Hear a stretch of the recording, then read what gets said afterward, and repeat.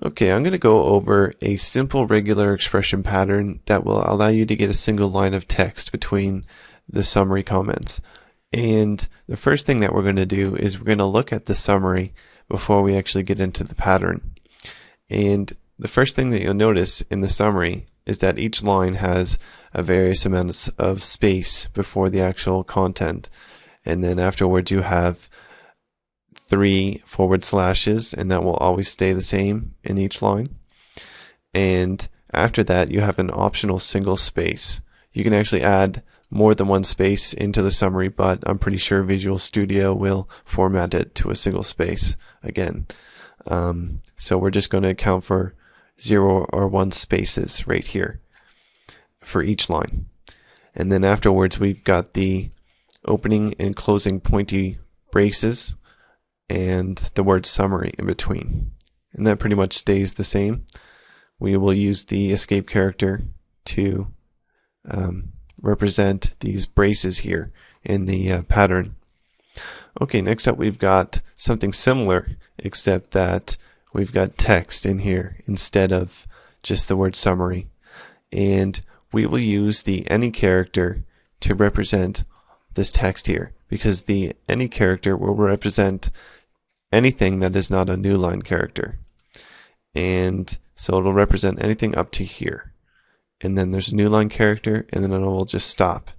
And that will be our group. And then it moves on to the second line and checks to see if there is something similar to the top line, just with this forward slash. We do not need to escape the forward slash because it is not a formatting character.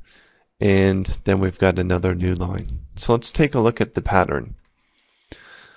Okay, so usually I'm using \n to denote new line, just the next line down, but it doesn't seem to work, so I use \r, which is a return character, and it's just like a new line created from the return key, I suppose.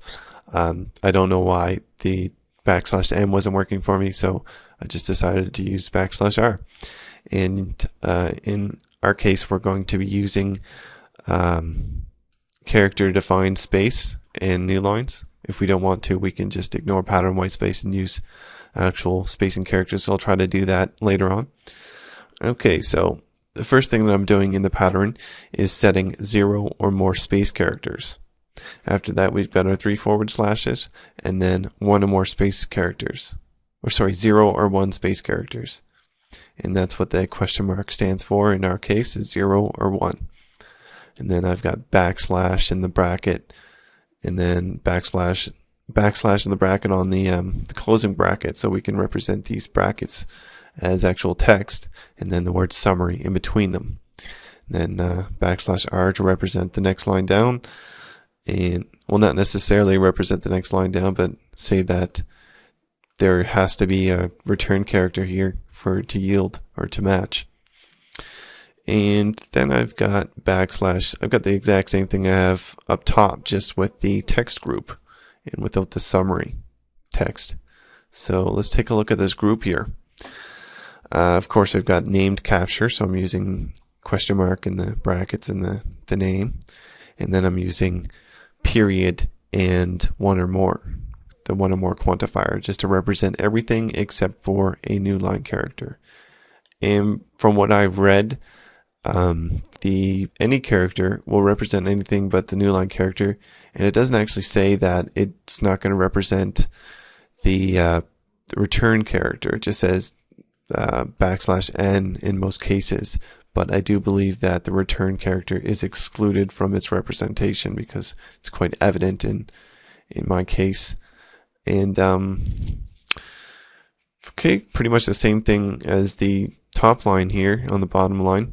And the only difference is that I'm using a forward slash, just because that's the way the summaries are built. Forward slash represents an ending tag kind of thing. And then you've got your yielded matches down here, and of course you can use the group to pick out the text within the match.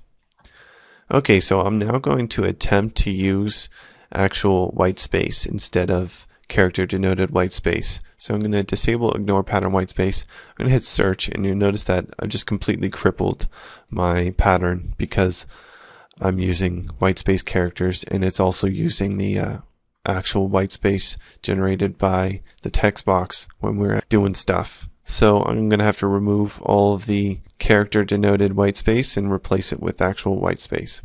So I'm just going to put a space here, a space here, a space here, and a space here, and a space here, and a space here. And I'm going to get rid of these return characters because we already have them, of course. And I'm going to hit search again. And you'll notice that I'll get my matches again because I'm just using actual white space as opposed to the character white space.